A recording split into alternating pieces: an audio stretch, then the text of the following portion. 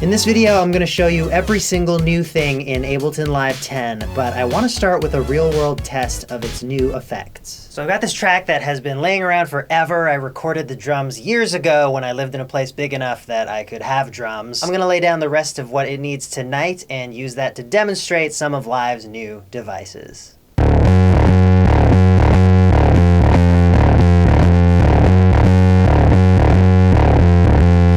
If you're always alone, if you're always alone, come on!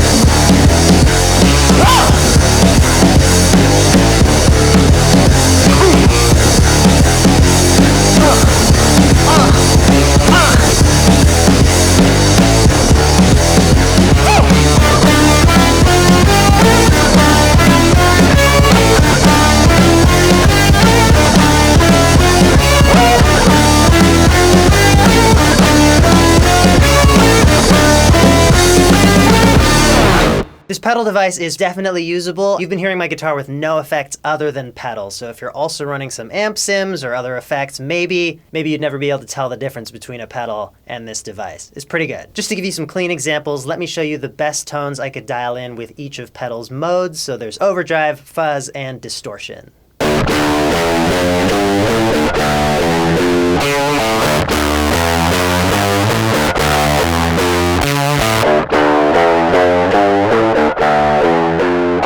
Now this drum bus device I am in love with. This is 110% amazing. This gives me the EQ, the saturation, the compression, the punch that I want when I'm dealing with a drum bus. Let me play those drums back for you and just tweak some of these settings around so you can get a feel for what they do and just how much they can sculpt the sound. I love this.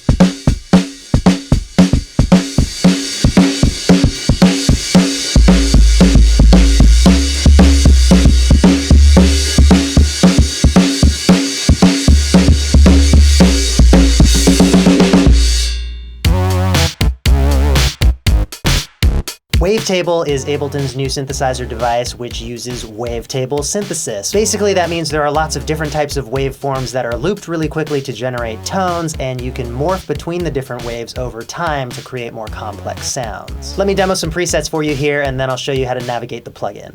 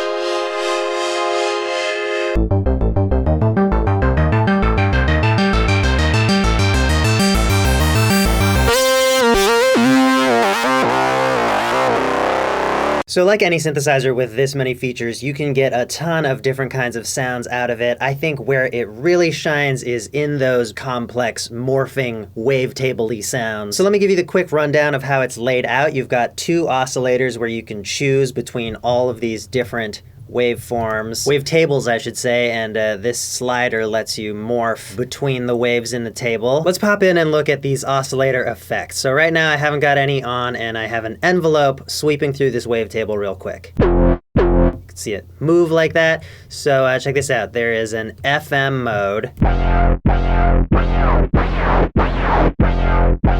Classic uses pulse width modulation and sync to modulate the waves.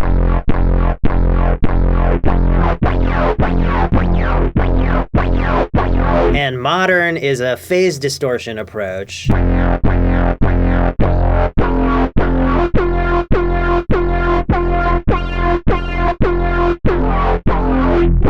Sounds pretty awesome. There's also a sub-oscillator over here that will play in unison or down an octave or down 2 octaves, and you can dial in its tone and its volume. There's an amp envelope and then 2 assignable envelopes, 2 assignable LFOs, and 2 filters. And then there is this modulation matrix, so you can assign your envelopes and your LFOs and all your keyboard controls, velocity, note, pitch, bend, aftertouch, mod wheel, to any of these parameters listed over here. And lastly, you've got this little master section with pretty standard stuff, your volume, polyphony, glide, unison, all that good stuff. Let's check out Echo now.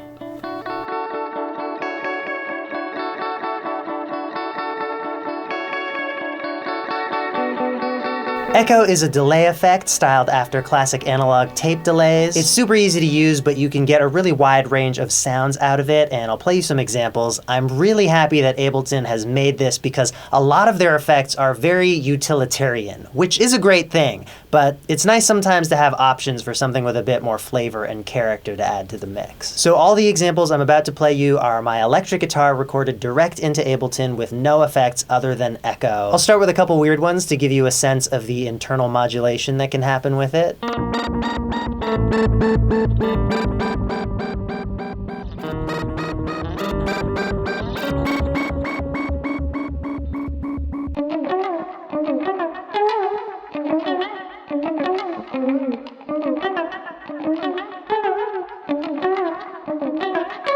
That one's pretty extreme. You can't even tell what notes I'm playing because the delay speed is being modulated so much. Here are a couple examples with some more classic uses for a tape-style delay.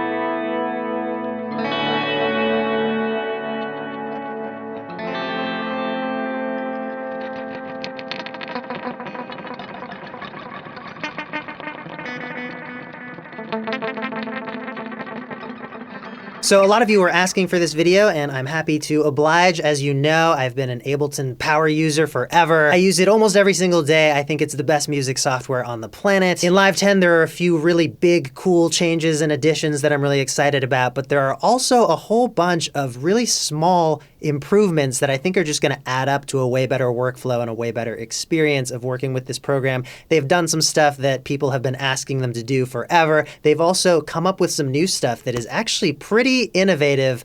Let's get into it. Feature number 1, capture. This is something that I have never seen anywhere else. A little innovation on Live's part. So say you've got your keyboard hooked up and you're just like playing around, jamming around, and you come up with something you really like. Wow, OMG, that was genius. That was pure flames. I'm a genius for coming up with that, but I'm not genius enough to play it a second time. All you need to do now is hit the capture button, and it's right there. Play it back. Sick. So that's capture. Next up is multi-clip editing. So let's say you've got 2 MIDI tracks. You can select them both, and then in the MIDI editor, as you're looking at these notes, you can go up here and just pop over to the other track that you want to edit the MIDI of. You're still seeing kind of grayed out the other MIDI tracks that are not selected, and you can just hop back and forth between them real quick. So if you've got some parts that are overlapping and interacting a bit, you don't lose sight of what the other instrument is doing when you're editing the other thing that you want to edit. Feature number 3, nested groups. This is something that everyone has been wanting forever, and Ableton has delivered. You can just keep putting groups inside groups, as many groups as you want. Oh, I like that group within a group within a group. I'm just Apple G-ing and it just keeps going. This is almost too many groups. I gotta do some undo. But yeah, if you've got some stuff grouped together and you want to process it, but then you've got some other stuff that's grouped together and you want to process those two groups together, just group your groups now. Next up, a whole bunch of improvements in arrangement view. If you hold Command while you scroll, it will zoom to wherever your cursor is. Clips you've selected in arrangement, you can now just move around with the left and right arrow keys, and they will snap to whatever active grid settings you have, or if you hold Command while you press the arrow keys, it will temporarily turn the grid off. Holding Shift and Option while dragging will move material within a clip without moving the clip itself. That's a bit of a weird one, but I guess I could see it being useful if you're wanting to move something and then you have another section starting and you don't want your stuff to overlap with that new section. Holding Shift while dragging the edge of a warped audio clip will warp that right in the timeline. So where you used to have to do this in the editor view and then reposition your clip on the timeline how you want it, now you can just warp the edges right in arrangement view. You can now activate and deactivate and reverse parts of clips as you want in arrangement view simply by selecting the portion of time that you want and pressing 0 to activate and deactivate or R to reverse. Here's a big one. Live now plays back MIDI notes even if you didn't start playback from the start of the MIDI note. You want to hear how your track sounds in this one little part, but you've got this huge long MIDI note, like maybe a pad or a build-up that's happening, and it's not going to play unless you start playback from the beginning of that note. So maybe you have to listen to your whole 16-bar section just to hear that last part that you wanted to check out. Now, you don't have to do that anymore. Just playback from wherever. It plays the MIDI note. This is like magic to me.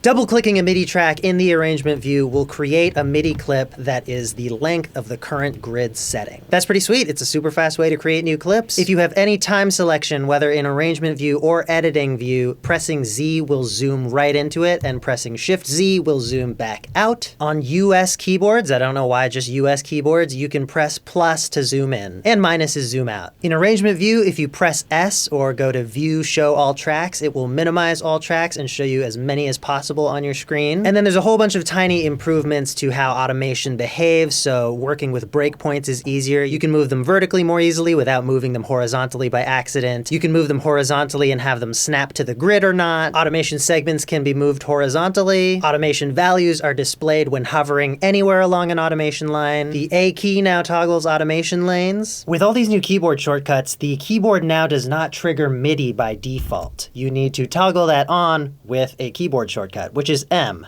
for MIDI.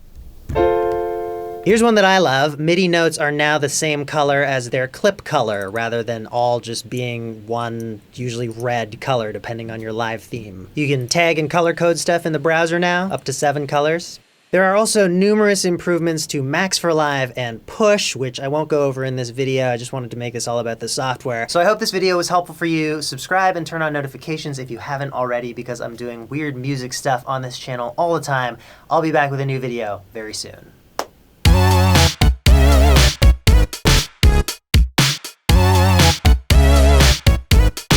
I will be